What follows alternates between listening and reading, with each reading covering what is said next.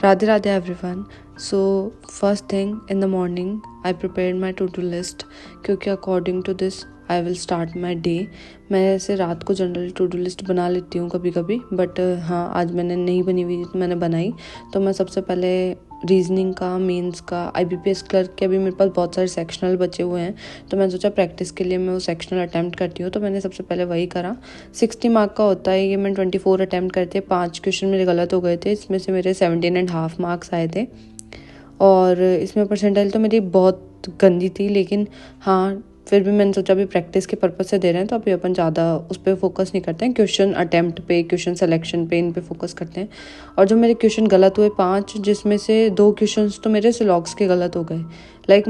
मैंने शायद ये करेक्ट वाला चूज़ करना था कि कौन सा फॉलो करता है, मैंने नहीं फॉलो वाला चूज़ कर लिया। ऐसा कुछ मैंने करके दोनों ही सिलॉग्स के क्वेश्चन गलत करें।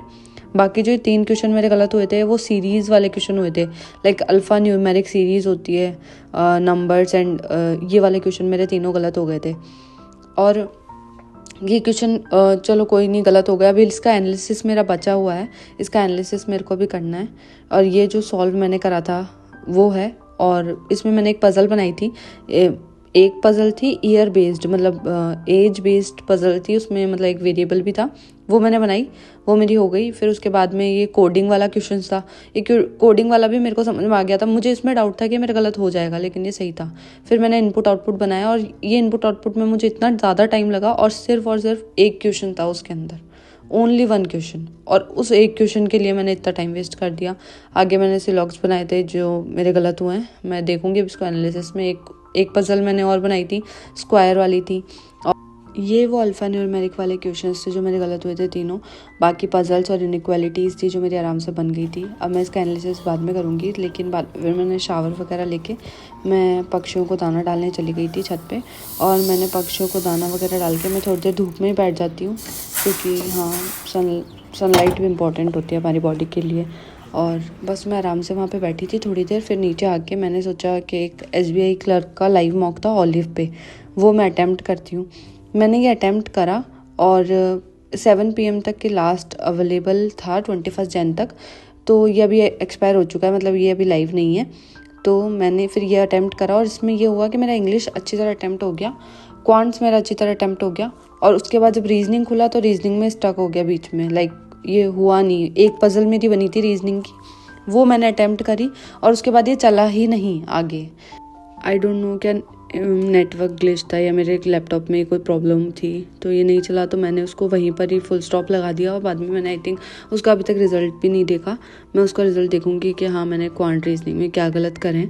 बाकी अब मैं लाइव तो अटैम्प्ट करूँगी, साथ ही साथ में क्या है जो नॉर्मल मॉक टेस्ट होते हैं वो भी अटैम्प्ट करूँगी, जिससे क्या मैं उसका एनालिसिस अच्छे से कर पाऊँ, क्योंकि ये इनका एनालिसिस आने में टाइम लगता है और फिर वो एनालिसिस हो नहीं पाता है उनका। फिर बाद में मैं बैठ गई थी अपने करंट अफेयर्स को करने के लिए। मैं भी यहाँ पे नवंबर का बेस्ट 300 स्टडी IQ से सेट 1 कंप्लीट कर रही हूँ।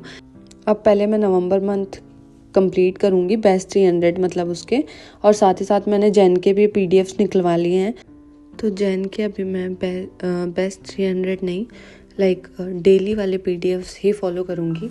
और साथ ही साथ फिर क्विज़ वगैरह जो भी होते हैं डिफरेंट प्लेटफॉर्म से, वो मैंने सोचा है कि मैं पहले वीकली कंप्लीट करूँ और फिर मंथ वाइज कंप्लीट करूँ, एंड देन फिर मैं क्विज़ेस पे मूव ऑन करूँ, ताकि उससे रिटेंशन अच्छी तरह रहे। क्योंकि रिवीजन जितना ज़्यादा करंट अफेयर्स में होता है उतना ही ज़्यादा याद आता है, नहीं तो फिर ऑप्शंस में सिमिलैरिटी लगती है, या फिर क्वेश्चन में ही पूरी इन्फॉर्मेशन अपन को लगता है जैसे गिवन है, और फिर जो पूछा है वो पता ही नहीं है।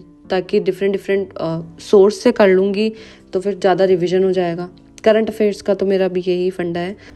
मैंने सेट 1 हाफ कंप्लीट कर लिया था, लाइक 2 आवर्स की क्लास होती है तो मैंने 1 आवर कंप्लीट कर लिया था। एंड देन उसके बाद मैं कुंभ में जाने के लिए हमारे फैमिली मेम्बर्स की मतलब टिकट्स वगैरह बुक करने लग गई थी। So yeah that's pretty much it for today's video. If you like it then don't forget to like, share and subscribe. See you tomorrow. Radhe Radhe.